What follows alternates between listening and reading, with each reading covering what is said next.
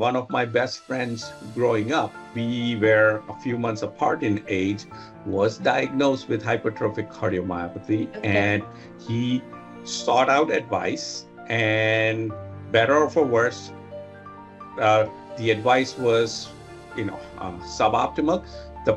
He died at the age of 31, leaving a wife and 2 kids behind. Seemingly healthy Indians who just, drop in the gym, and we're continuing to lose so many lives. A large proportion of younger Indians are dying in the gym, etc. People are dying because of premature coronary artery disease, so plaque buildup. Okay. Today's episode is an absolute game changer, especially for those of you who care about your heart health. If you've ever felt breathless walking up the stairs, or if heart problems run in your family, you need to hear this. We're diving into a life saving new treatment for hypertrophic cardiomyopathy. In short, it's called HOCM, a condition that affects millions worldwide, including so many Indians who don't even know they have it. And joining us today is one of the world's top cardiologists, the man behind the groundbreaking Valvular HOCM trial, Dr.Milind Desai from Cleveland Clinic. This drug, Mavacamten, could change the future of heart treatment and even maybe help you avoid heart surgery. In this webinar, we're going to break it down in simple terms and answer questions like, What is HOCM? And some people also call it heart's hidden killer. It stands for hypertrophic cardiomyopathy, where it's a primary muscle disorder of the heart. So can you tell us a little bit about Mavacamten, how this is really a game changer when it comes to the treatment of cardiac myopathy? So this drug was designed to act at a cardiac muscle level, at a sarcomere level. Will it replace surgery? 9 out of 10 patients that were referred for heart surgery no longer needed heart surgery after being on Mavacamten. Is this medication safe for patients who have diabetes, hypertension? Analysis in clinical trials have not shown any bad effects. In fact, it also works equally well in both men and women. Can Ayurveda or homeopathy help? A word of caution. The black box, the unknown in homeopathy and Ayurvedic medicine. So my strong recommendation would be to not mix and match. When this medication may be available in India? What I've heard is probably later this year is what I'm hearing. this one's for every Indian family, and trust me, you don't want to miss it. Let's dive in. Dr. Desai, welcome. We are so excited to have you with us today, and I'm going to ask you some simple questions. So my first question is, what is HOCM? And some people also call it heart's hidden killer. So if you can just explain to us what this condition is. It stands for hypertrophic cardiomyopathy, where it's a primary muscle disorder of the heart, where the heart muscle gets thickened beyond what can be explained by normal causes like high blood pressure, etc. About 70% of these patients also tend to have obstruction to the flow of blood, which brings to the term hypertrophic obstructive cardiomyopathy, or short for HOCM. And yes, it is unfortunately a silent killer. It is one of the most common causes of sudden cardiac death in young individuals, especially athletes. And it is also one of the best studied genetic disorders in cardiology. Oh, great. Dr. Desai, you also happen to be a physician of Indian origin. In your experience, do people in India go undiagnosed, and if so, why? Yeah.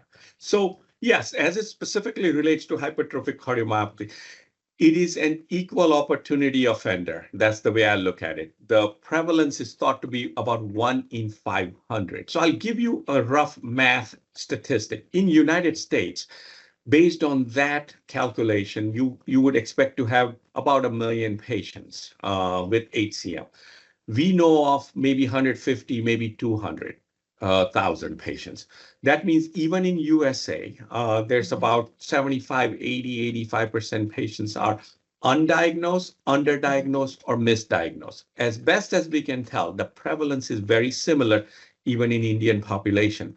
So you can do the math calculation with 1.4 billion people, and you can get a sense of how many people we know have HCM, and then you can see the difference as to how much work we still have left to do. That sounds significant. Now, do you have any examples or real life cases where people either missed or ignored symptoms, and what happened next? Yeah, well, so, look, yes, I am of Indian origin. I grew up in Ahmedabad, India, and one of my best friends growing up, we were a few months apart in age, was diagnosed with hypertrophic cardiomyopathy, and he sought out advice, and better or for worse, the advice was, suboptimal. He died at the age of 31, leaving a wife and 2 kids behind. So, yes, I've experienced this firsthand in somebody that's painful. Yeah, that's very painful. Yeah. So yes, and there's nothing more raw than getting that phone call. And I still know his family and everything. So yeah, absolutely. And that brings me to my next question. Can you help us sort the heart attack versus cardiac arrest confusion, not just in young athletes, but more and more in India? We're noticing seemingly healthy Indians who just drop in the gym, and we're continuing to lose so many lives. So can you educate us on what the difference between a heart attack and a cardiac arrest is, and what precautions may one take to prevent or avoid these? So this is a big question, and it may take a little longer to explain. Heart attack, the way I understand most patients understand it, heart attack is when the most common reason is when you have your coronary arteries and plaque builds up. And if a plaque ruptures and there's a clot forms in one of these arteries, the heart does not get enough blood supply, and then it goes into an electrical rhythm abnormality, which causes them to die. Okay, so that's the most common parlance heart attack. What is a cardiac arrest? Cardiac arrest is the event, after a heart attack, if the heart fibrillates, if the heart goes into this bad rhythm, then it is unable to sustain life, and the patient dies. That is cardiac arrest. The most common reason for cardiac arrest is an arrhythmic event like ventricular tachycardia, ventricular fibrillation. So heart attack is when your heart does not get enough blood supply. Cardiac arrest is the final act which kills the person, or through which the patient dies. Now, the second question about a large proportion of younger Indians are dying in the gym, etc. Not everybody is dying from undiagnosed inherited cardiac diseases like hypertrophic cardiomyopathy. In fact, I would say a lot more probably people are dying because of premature coronary artery disease, so plaque buildup. So South Asians in United States, there are guidelines written about specifically managing heart disease, coronary artery disease in South Asians. Okay, it is recognized that genetically we have smaller coronary arteries, and we have higher proportion of what is called metabolic syndrome, and a higher prevalence of diabetes, pre-diabetes, which predisposes patients for development of premature coronary artery disease. And people are not looking for it in earnest, and that may result in a heart attack, which then triggers cardiac arrest. Okay, so that probably is a much bigger population. Oh, thank you for clarifying that for us. I'm sure our audience will find this helpful. The second segment of this series, Dr. Desai, is really understanding the new development as it relates to Mavacamten.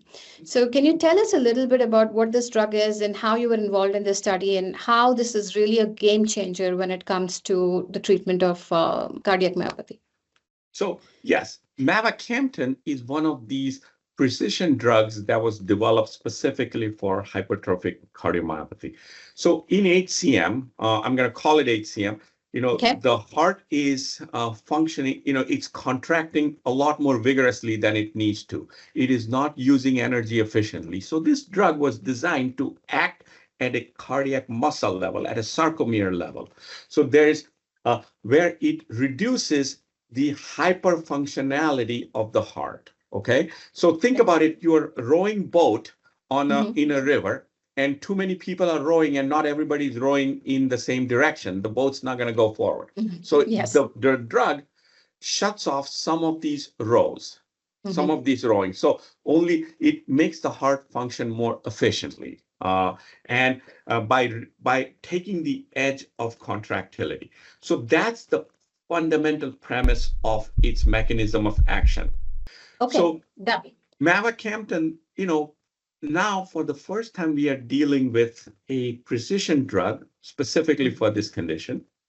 And then he was tested in multiple randomized controlled trials. So tested very vigorously, first in a less symptomatic obstructive HCM patients as part of the Explorer study. Then part of the Valor study, where patients were a lot more symptomatic and they were referred for a invasive procedure, either heart surgery or another cath-based procedure called alcohol ablation. So we tested this drug against placebo. What did we find? That it made the patients exercise longer, symptomatically better, significantly improved quality of life, blood markers improved, echo markers improved, the heart shrank in size. Most importantly, 9 out of 10 patients that were referred for heart surgery no longer needed heart surgery after being on Mavacamten. And that's the results, phenomenal. at 16 weeks, that's what we saw.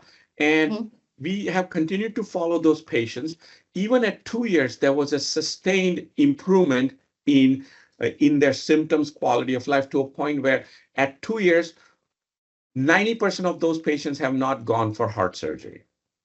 That's a huge number. Additionally, what we are also seeing is it is making significant positive changes at a fundamental muscle level at the heart. So it is shrinking the heart muscle. It is reducing the size of the left upper chamber.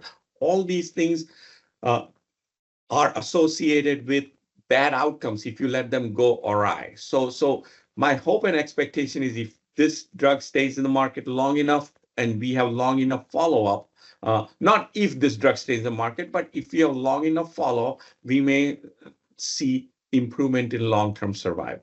So Cleveland Clinic led the Valor trial. So I was a principal investigator, and we ran the full trial. Now, we are also currently running a trial in non-obstructive HCM patients. Okay, people who do not have obstruction, called the Odyssey trial, which India is also participating.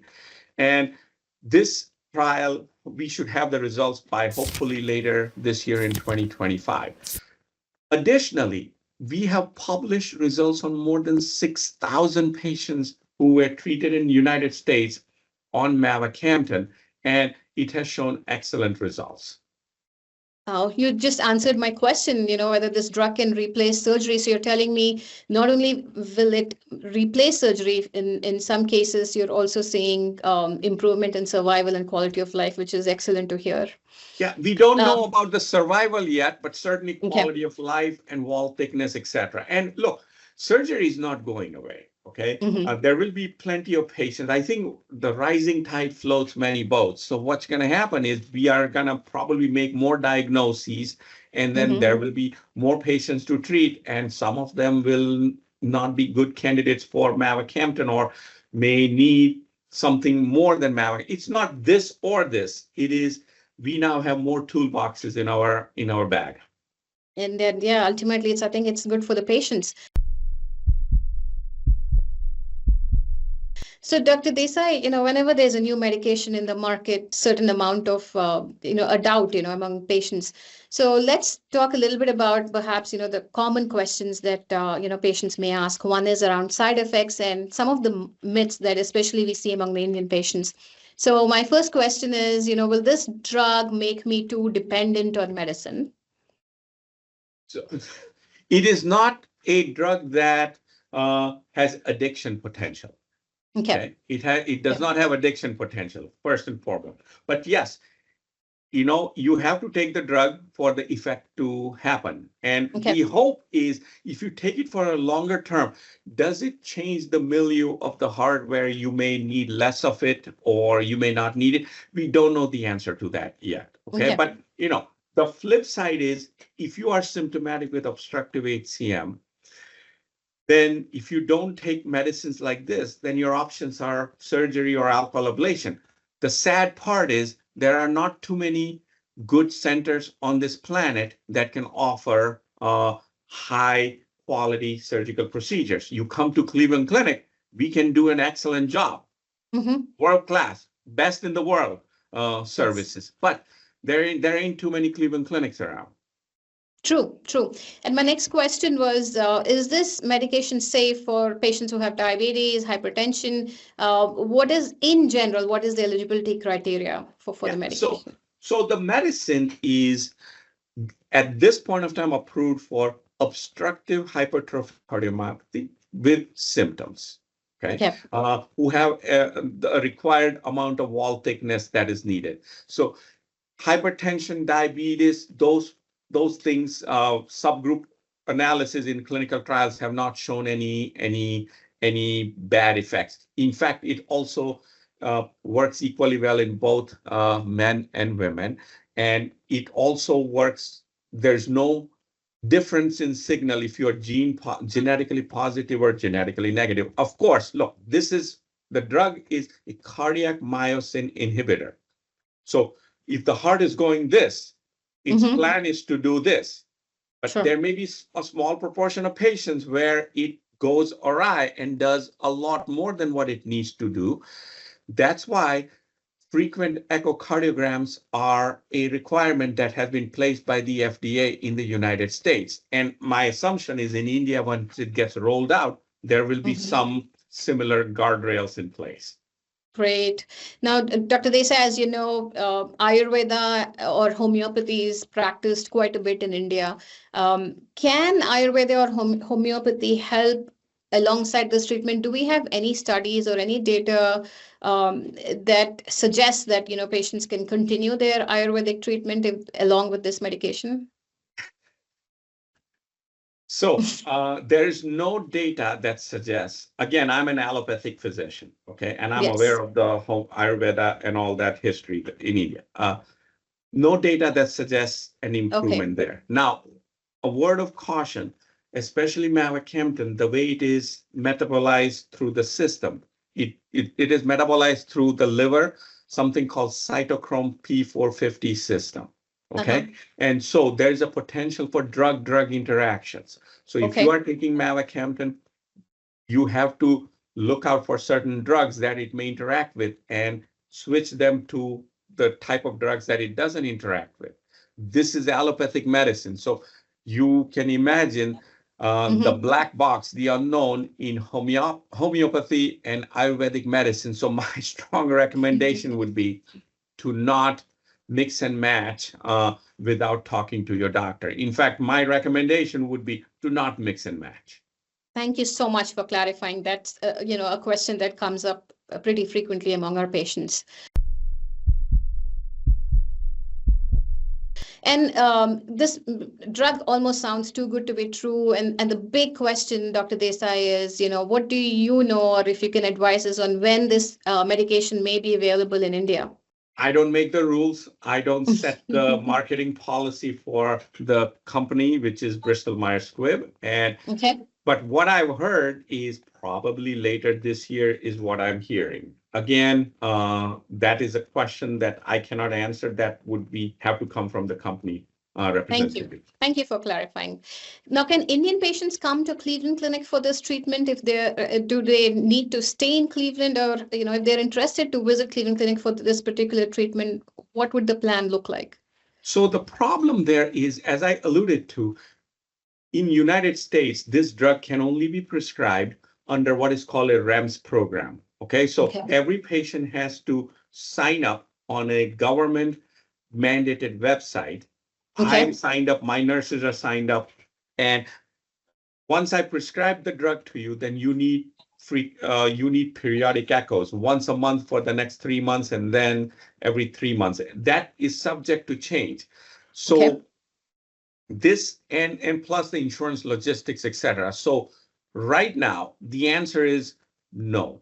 You cannot. Okay. I mean, unless you have domicile in United States, you are Okay. a long-term green card holder, U.S. citizen, or Okay. you are on a long-term work visa or something like that. That's a different conversation. But the medical tourism where you come and go back, that is not possible. But in general, you cannot come to United States for medical tourism. Now, I'm sure I know a lot of people in India have second homes in Dubai and this and that. So look, Indians are some of the most creative human beings that I know, and I'm sure they're going to figure out different ways. But I believe the wait is not long. It's getting launched there in the next few months or within the year is what I've been made to believe. Okay. Thank you. Thank you for answering that. So, all right. So, since we have the privilege of your time, I'm going to ask you a general question about future of heart health. If you had to give some advice to our patients, what is your number one lifestyle tip to protect your heart? I think it is, and I will look, I can give this answer as a broad, worldwide answer. I still think it is a healthy, heart healthy diet and physical activity. Okay. I mean, I strive to put 10,000 steps at least every single day and some level of physical activity like, muscle tone. In addition to that, muscle toning, etc. Diet is crucial.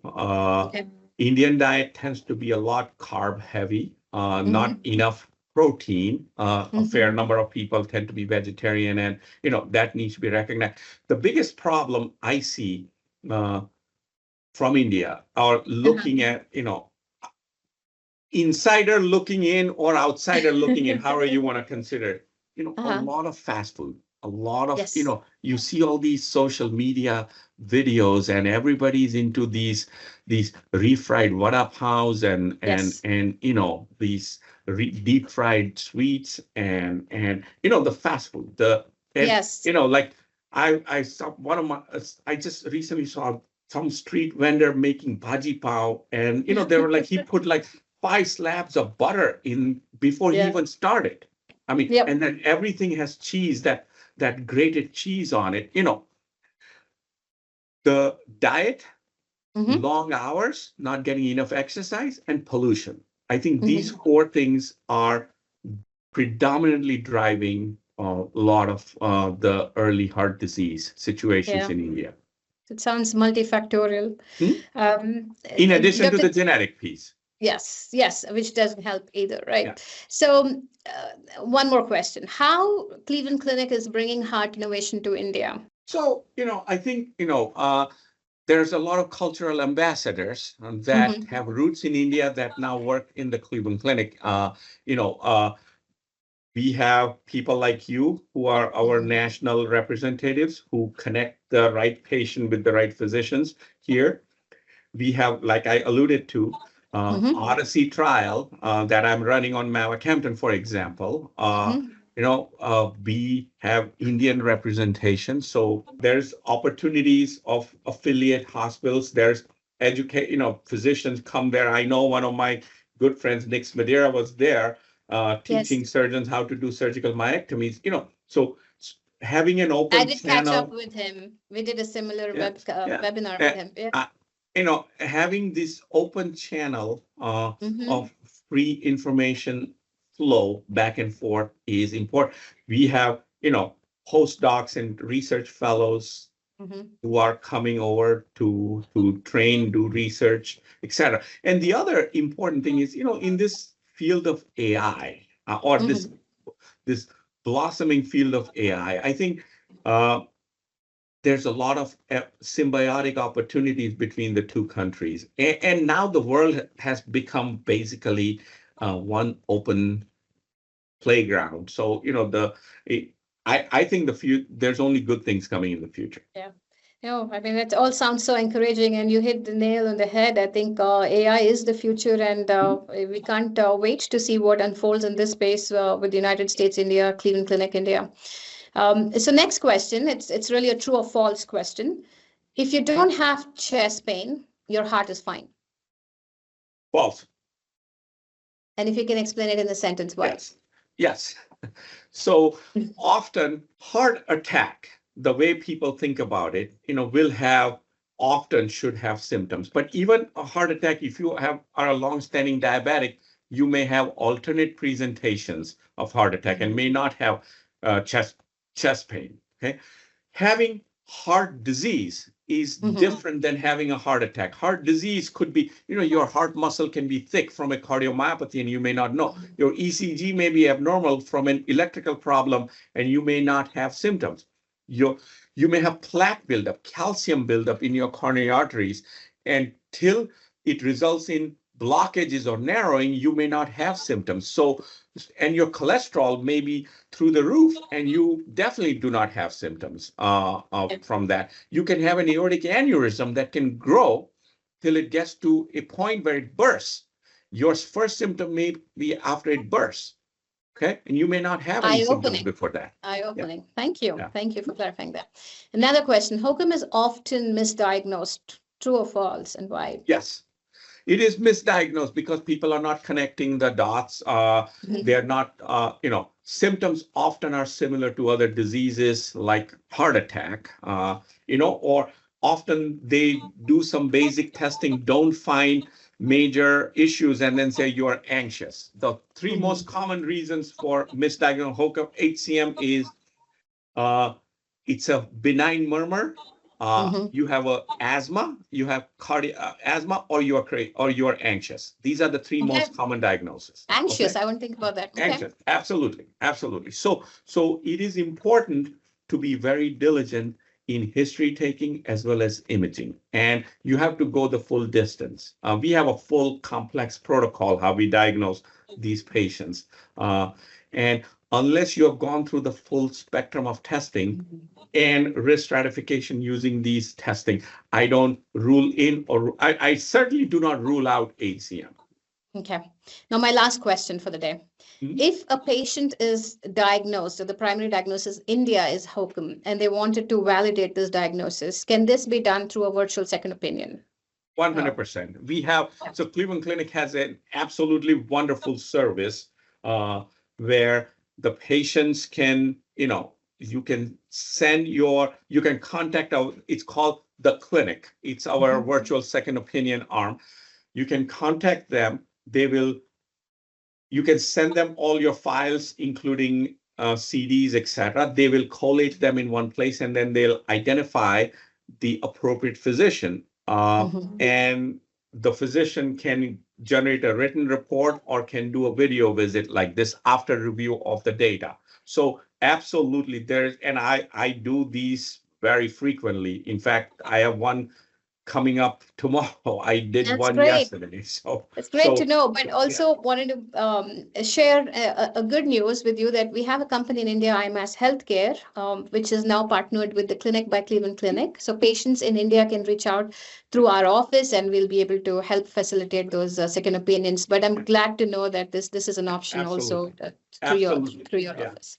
Absolutely. Well, I appreciate your time, Dr. Desai. Thank you for taking some time for us out of your busy schedule and educating us on everything about Mavacamten and cardiac myopathy. Okay, appreciate it. Thank you very much for having me there. Yeah, thank you. Dosto, friends, if this episode gave you value, do two things for me. Share this with your parents, siblings, and friends. Heart health awareness is crucial in India. Drop your burning heart-related questions in the comments below. We might bring back Dr. Desai for a part 2. And if you want to learn more about the cutting-edge healthcare and how Indians can access global treatments from facilities such as Cleveland Clinic, follow our channel for more.